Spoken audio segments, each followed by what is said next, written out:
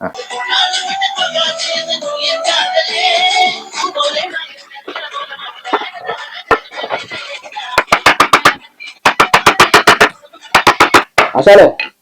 ആ പറ.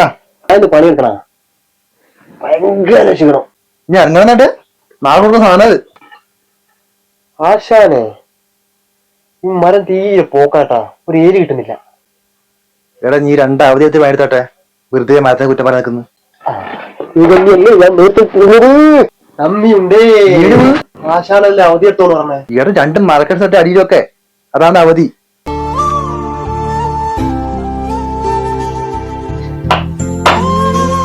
ആ മതി, ഒരു രക്ഷ എടുത്തോട്ടെ.